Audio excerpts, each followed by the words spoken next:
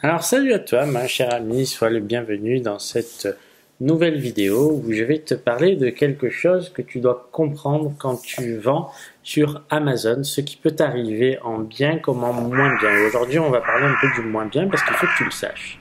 On va pas se mentir, ne crois pas que ce soit tout rose, hein, et je vais te parler aujourd'hui de mon expérience personnelle en étant j'ai mis la main devant le micro, en étant enregistré en tant que vendeur professionnel sur Amazon, eh bien, il m'arrivait des déboires. Et je voulais t'en faire part aujourd'hui pour que tu ne sois pas surpris le jour où ça t'arrive, hein, parce que ça peut arriver à n'importe qui en creusant un peu. Il y a énormément de personnes qui ont été dans cette situation qui est très délicate et où Amazon se fout royalement de tes vendeurs. Voilà. Donc je voulais t'en faire part aujourd'hui et te parler un petit peu de ça parce que le jour où ça te tombe dessus, tu comprends plus rien. Surtout si tu as une activité qui commence à fonctionner, chose qui m'est arrivée et bon, mais maintenant je le prends avec plus de recul, mais je t'ai dit que quand ça t'arrive, tu n'es pas bien. Voilà. Donc si tu veux, lorsque tu vends sur Amazon, tu as un certain nombre de métriques. Alors on va te juger sur ta performance globale qui est composée de différents critères. Et parmi ceux-là, si tu veux, il y en a quelques-uns qui ont vraiment toute leur importance et qui peuvent être fort préjudiciables pour ton activité, notamment les cas de garantie A à Z dans mon cas. Alors, qu'est-ce qui se passe concrètement? Lorsque tu fais une vente sur Amazon, déjà, je t'en ai déjà parlé, mais expédie systématiquement en suivi tes envois. Tu expédies en suivi, tu envoies tes petites commandes, tu es content, tout se passe bien, et puis un beau jour, tu as un client qui commence à te dire qu'il n'a pas reçu sa commande. Alors, qu'est-ce que tu fais? Réaction classique de tous les e-commerçants, tu vas consulter le suivi en ligne et tu vas t'apercevoir que le produit a été livré. Eh bien, au début, moi, si tu veux, j'avais fait un peu comme ça. On va pas me prendre pour un imbécile. Ton colis a été livré, donc je veux rien savoir. Mais j'avais peut-être mal jugé l'importance d'une garantie A à Z, surtout quand tu débutes. Pourquoi? Parce que si tu n'as pas un volume assez soutenu de commandes, ça peut être fort préjudiciable pour ton activité. Je m'explique. Si tu démarres ton activité et que tu as à peu près une vingtaine de commandes et que tout à coup tu te prends un cas de garantie A à Z, eh bien qu'est-ce qui va se passer? Ton pourcentage A à Z va exploser. C'est-à-dire que tu vas être à 5% de taux de défaut. Et une garantie A à Z chez Amazon, c'est fort préjudiciable. Alors, qu'est-ce qui se passe? Bon, dans mon cas, j'ai pu prouver que le client a été livré. Amazon ne m'a pas tenu pour responsable de ce problème et a remboursé le client à ma place. Donc, tu te dis, super, tout va bien. Puis un beau jour, boum, une alerte du service performance vendeur qui te dit que ton compte est restreint.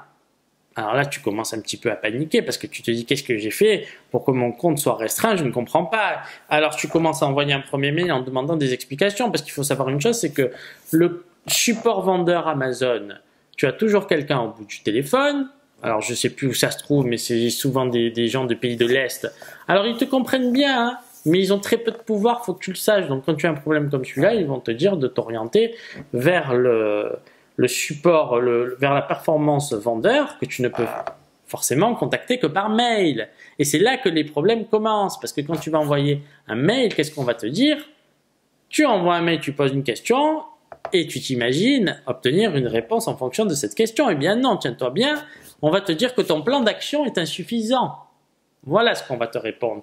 Alors toi, tu vas ne rien comprendre quand tu es débutant et c'est tout à fait louable parce que moi aussi, j'étais un peu dans cette situation. Alors on te dit que ton plan d'action est insuffisant et là, bonjour les dégâts, je préfère te le dire. Donc mon premier conseil, si tu peux te le permettre, c'est d'avoir un plan B.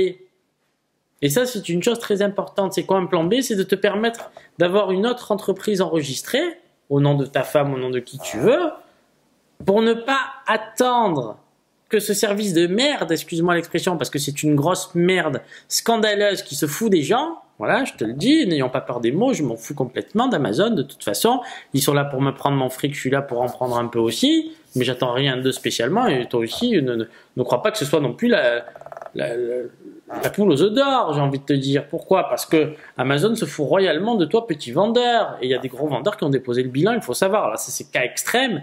Mais c'est pour ça que j'ai envie, moi, de te parler de tout. Je suis pas un menteur, si tu veux. Voilà, je vais pas te dire que te peindre le tableau comme tout était idéal. Il y a du bon et du mauvais de partout. Et donc, qu'est-ce qui se passe quand ton compte est en statut restreint? Amazon va bloquer les fonds. Il va te bloquer ton argent, c'est-à-dire que si tu avais des commandes en cours, bon, ben, il faut que tu continues à les expédier.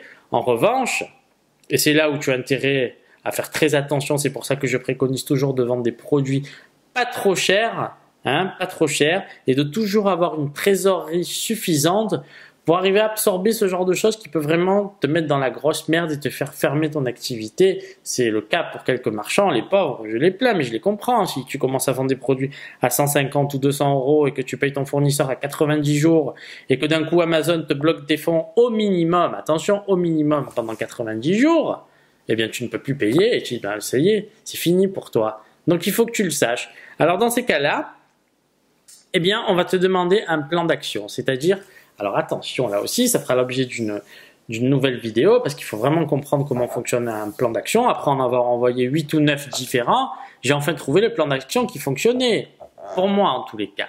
Hein? Donc globalement, qu'est-ce qu'un plan d'action? C'est quelque chose, c'est un document que tu vas écrire et que tu vas envoyer au service performance vendeur pour faire en sorte qu'on rétablisse tes privilèges de vendeur. Alors sache que si tu es présent sur différentes marketplaces, ça peut s'appliquer à une seule marketplace, c'est-à-dire que tu auras toujours le droit de vendre tes produits, par exemple, allez, disons en co.uk, mais par contre tu ne pourras plus les vendre en France. Voilà, il faut que tu le saches. Et donc, comme je te dis, pour t'en dépatouiller, moi si tu veux, c'est même pas terminé, hein, il y avait un compte là d'un client, c'est même pas terminé, ça fait 5 mois. Ça fait 5 mois de galère, il faut que tu le saches, mon cher ami. Hein? Faut que tu le saches, je veux pas te mentir, voilà, je te préviens. Donc, il faut toujours que tu aies un plan B, je m'en fous. C'est pas ça qui va m'empêcher d'avancer, mais ça fait mal, parce que si vraiment tu commences à développer ton truc, d'un coup, tu vois pas où ça te tombe. Et mon conseil, donc mon vraiment conseil très important, et je t'en ai déjà parlé, hein, je crois que j'ai fait une vidéo là-dessus, l'attitude à avoir sur une marketplace, c'est de toujours motus. Il faut que tu comprennes les règles des marketplaces. Sur une marketplace, le client est roi. Toi, tu sers le client, tu es là pour essayer de gagner ta vie, mais le client sera toujours beaucoup plus avantagé que toi, vendeur. C'est toujours le client qui est mis au centre de la marketplace. Hein? Pourquoi, par exemple, Amazon, moi, une fois, j'avais commandé une boîte de rangement. Alors, je sais pas, je te parle souvent de boîte, mais une boîte de rangement, elle est arrivée cassée. Eh bien, on a appelé Amazon, alors là vraiment on n'est pas des menteurs, mais la boîte était cassée. Monsieur, ce n'est pas la peine de nous renvoyer la boîte, on vous en renvoie une.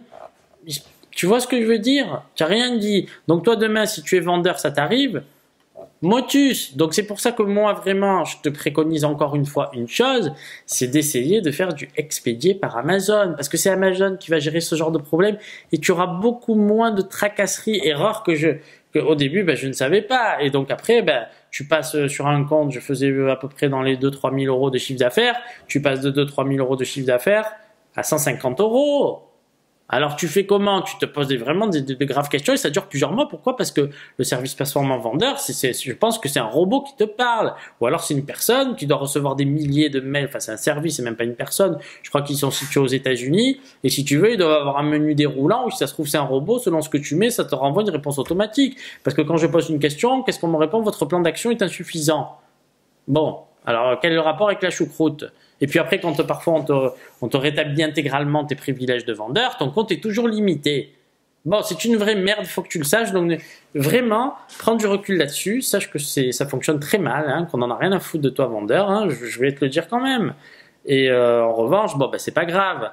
C'est pour ça que moi je te dis, si dès le départ, tu peux te permettre de tout envoyer tout ton stock sur Amazon, eh bien, tu auras beaucoup moins de problèmes. Mais sache que si un jour ça t'arrive, il va falloir que il faut pas que tu sois surpris. Il faut que tu surveilles vraiment tes métriques de près. C'est très important. Et quand tu as un cas, hein, évite vraiment le cas de garantie à Z. C'est-à-dire que quand tu commences à avoir un client qui commence à être contestataire, va dans son sens, rembourse-le, mais évite-toi bien des problèmes. Si tu as que des problèmes, pose-toi des questions, c'est vraiment qu'il y a quelque chose qui va pas.